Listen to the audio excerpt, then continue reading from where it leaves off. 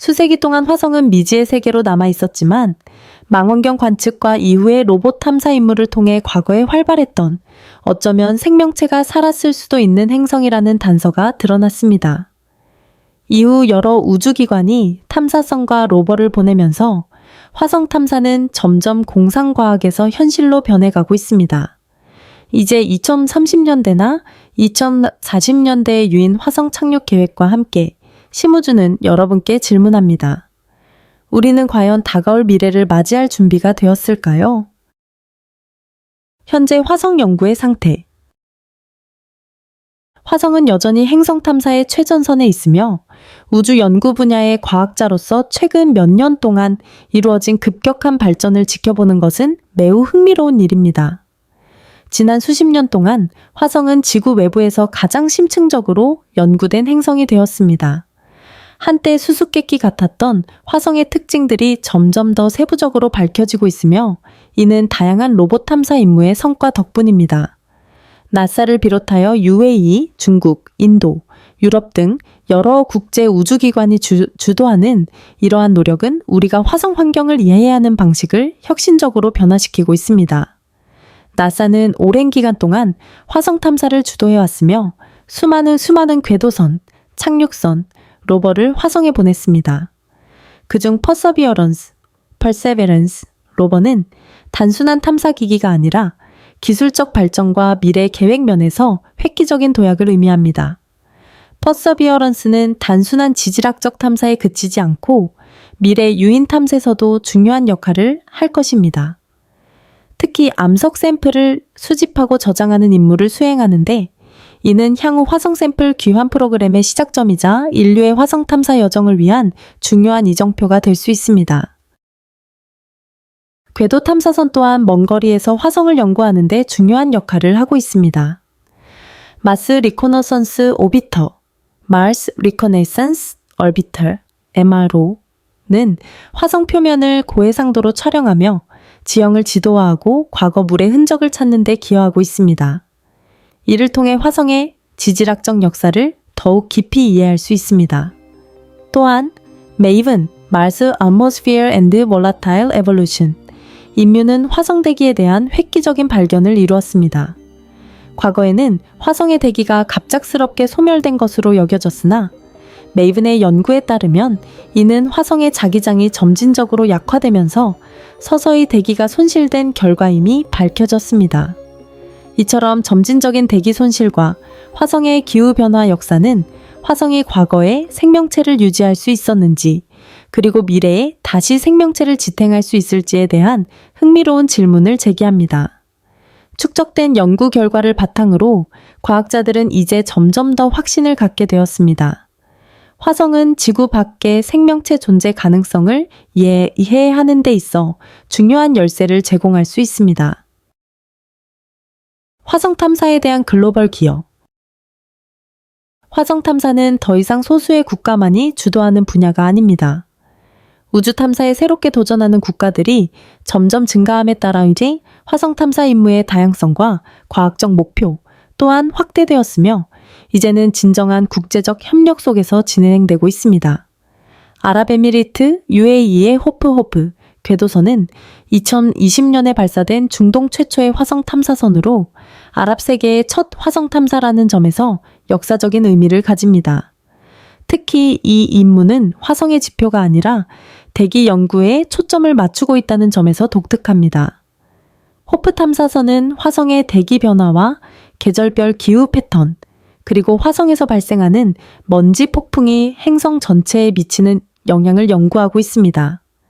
이는 장기적으로 화성의 거주 가능성을 연구하는 데 중요한 데이터를 제공합니다.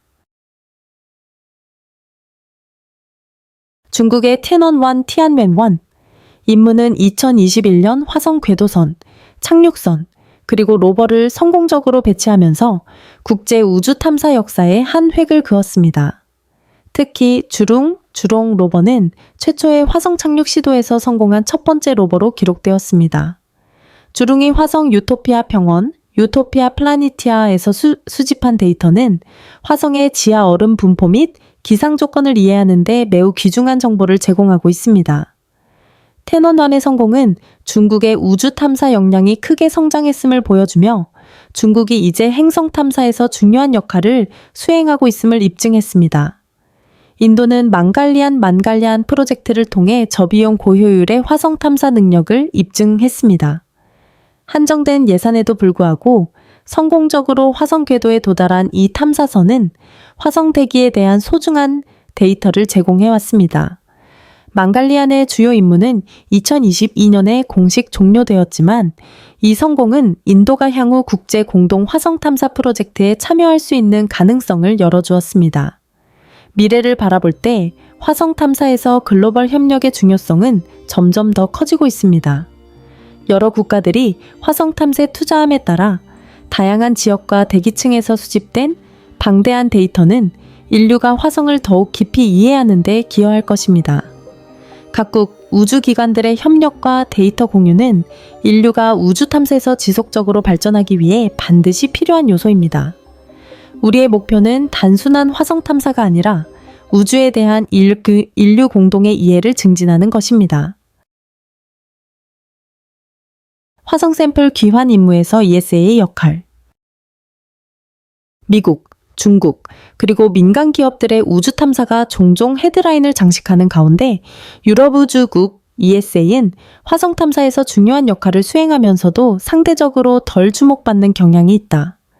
ESA 행성 탐사 접근 방식은 독특한데 이는 22개 회원국이 협력하는 다국적 연합체로 운영되기 때문이다. 이러한 구조를 통해 ESA는 자원, 전문 지식, 기술을 집약하여 다양한 우주 임무에서 강력한 국제 협력 기반을 구축할 수 있다. ESA가 수행하는 가장 야심찬 프로젝트 중 하나는 나사와 협력하는 화성 샘플 귀환 MSR, Mars Sample Return 프로그램이다. 이 공동 임무는 화성의 암석과 토양 샘플을 수집하여 지구로 가져와 정밀하게 분석하는 것을 목표로 한다. 현재 화성에서 활동 중인 Perseverance 로버는 이 프로그램의 일환으로 샘플을 채취하고 보관하는 임무를 수행하고 있다. 하지만 임무는 여기서 끝나지 않는다. ESA가 개발 중인 지구 귀환 궤도선 Earth Return Orbiter은 이러한 샘플을 회수하여 지구로 보내는 핵심 역할을 하게 된다. 이 미션은 인류가 최초로 화성 물질을 지구로 가져와 직접 분석하는 가장 중요한 시도 중 하나로 기록될 것이다. 화성 샘플의 분석은 행성 과학에서 가장 근본적인 질문들에 대한 답을 제공할 수 있다. 연구자들은 샘플의 화학적 구성, 연대 측정, 생명 가능성을 나타내는 생물학적 흔적, 바이오 시그니처를 연구함으로써 화성의 과거 환경을 밝힐 수 있기를 기대하고 있다. 또한 화성이 한때 생명체가 존재할 수 있는 환경을 가지고 있었는지 혹은 생명체가 살았던 흔적이 있는지를 확인하는 데 중요한 단서를 제공할 수 있다. ESA의 이번 임무 참여는 국제 협력을 더욱 강화하는 동시에 우주 탐사에서 글로벌 협력이 얼마나 중요한지를 보여주는 사례가 될 것이다. ESA의 기술력과 전문성은 미래 화성 연구에 직접적인 영향을 미칠 것이며 이를 통해 인류는 지금까지 불가능했던 방식으로 화성을 탐구하는 새로운 장을 열게 될 것이다. 화성의 위성 탐사에 대한 탐구. 화성 자체가 행성 탐사의 주된 목표이긴 하지만 화성의 두 개의 신비로운 위성인 포보스와 데이모스는 태양계에서 가장 흥미로운 천체 중 하나로 남아있다. 이 작은 불규칙한 모양의 위성들은 수십 년 동안 과학자들의 관심을 끌어왔다. 이들의 기원, 특이한 궤도, 물리적 특성에 대한 다양한 이론이 제기되었지만 아직까지 명확한 해답은 나오지 않았다. 이 위성들은 화성과 밀접한 관계를 가지고 있는가? 아니면 태양계 외곽에서 온 소행성이 포획된 것인가? 이들은 어떻게 형성되었으며 화성의 역사에서 어떤 역할을 했을까? 일본 우주항공 연구개발기획 UJXA는 화성위성 탐사 Martian Moons Exploration 임무를 수행하고 있다. MMX는 포보스에 착륙하여 샘플을 채취한 후 이를 지구로 가져와 분석하는 야심찬 프로젝트이다. 이 미션은 화성 위성과 그 기원을 이해하는 데 있어 중요한 도약이 될 것이다. 제이익사는 특히 소행성 샘플 귀환 임무에서 높은 성공률을 보이며 이번 MMX 임무의 성공 가능성을 높이고 있다. 하야부사, H하야부사와 하야부사2의 하야부사2 미션을 통해 소행성에서 샘플을 채취하고 지구로 귀환시키는 기술을 성공적으로 입증한 제이엑사는 중력이 거의 없는 천체에서 로봇을 활용해 작업하는 능력을 이미 보유하고 있다. 포보스와 데이모스는 태양계의 다른 행성의 둥근 위성들과 달리 크기가 작고 불규칙한 형태를 가지고 있다. 이러한 특성 때문에 이 위성들이 소행성으로부터 포획되었을 가능성이 제기되고 있으며 또는 거대한 충돌로 인해 화성에서 튕겨나온 물질로 형성되었을 가능성도 있다. 포보스에서 회수한 샘플을 연구하면 이 신비로운 위성들의 기원을 밝혀낼 수 있을 것으로 기대된다. 이러한 연구 결과는 화성의 역사뿐만 아니라 초기 태양계의 형성과 진화 과정에 대한 중요한 통찰을 제공할 수 있다. 또한 MMX 미션은 미래 화성 탐사에 필요한 자원을 확인하는 데에도 중요한 역할을 할 수 있다. 포보스와 데이모스가 물얼음이나 금속과 같은 유용한 자원을 포함하고 있다면 이는 미래의 화성 유인 탐사에서 활용될 가능성이 있다. 만약 이 위성들이 태양계 초기의 충돌 잔해나 포획된 소행성이라면 그들은 행성 형성과 진화의 역사를 밝히는 데 중요한 단서를 제공할 것이다. 잭사의 MMX 임무는 전 세계 우주 과학자들에게 태양계의 가장 흥미로운 천체 중 하나에 대한 연구 기회를 제공하는 동시에 미래의 행성 탐사와 자원 활용 가능성을 여는 초석이 될 것이다. 중국의 화성 탐사 야망. 중국은 행성 탐사 분야에서 가장 야심찬 국가 중 하나로 빠르게 부상하고 있으며 중국 국가 항천국 CNSA는 행성 간 탐사 임무에서 점점 더 발전하는 능력을 보여주고 있다. 중국의 접근 방식에서 눈에 띄는 점은 다른 우주기관들이 수년간 시행착오를 겪으며 쌓아온 경험 없이도 화성 탐사에 뛰어들 수 있는 능력이다. 이를 가장 명확하게 보여준 사례가 2020년 발사된 태넌 TM1 임무로 중국의 첫 독립적인 행성 간 탐사 임무였다. 태넌 1화는 궤도선, 착륙선, 탐사 로버라는 세 가지 중요한 요소를 한 번의 임무에서 결합해 성공적으로 운영했으며 이는 첫 시도에서 소수의 국가만이 달성한 성과이다. 태넌1 임무의 일환으로 화성에 착륙한 주롱 로버는 2021년 성공적으로 착륙하여 화성 표면 탐사를 시작했다. 이를 통해 화성의 지질, 대기, 기후 등에 대한 귀중한 데이터를 수집했다. 이 성공은 중국의 기술력이 성장하고 있음을 보여줄 뿐만 아니라 과거 나사와 같은 선진 우주기관들만이 수행해 온 복잡한 우주 임무를 실행할 수 있는 능력을 갖추었음을 입증했다. 앞으로 계획된 태넌3 임무는 중국 우주 프로그램의 한계를 더욱 넓힐 것으로 예상된다. 만약 성공한다면 화성에 대한 과학적 데이터를 제공하는 것뿐만 아니라 미래의 행성 간 연구와 탐사에서 중국의 위상을 더욱 높이는 계기가 될 것이다. 특히 화성에서 샘플을 가져오는 기술을 개발함으로써 중국은 장기적인 우주 탐사에 대한 의지를 분명히 하고 있으며 인류가 화성을 이해해야 하는데 중요한 기여를 하겠다는 목표를 내비치고 있다. 민간 우주 기업과 화성 탐사의 미래.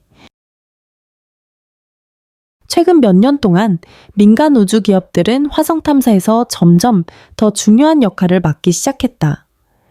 전통적으로는 국가 우주 기관들이 주도해 왔지만 이제는 상업적 기업들도 독자적인 야심찬 목표를 가지고 화성을 탐사하고 있으며 나아가 미래의 인간 화성 탐사를 위한 길을 닫고자 하고 있다.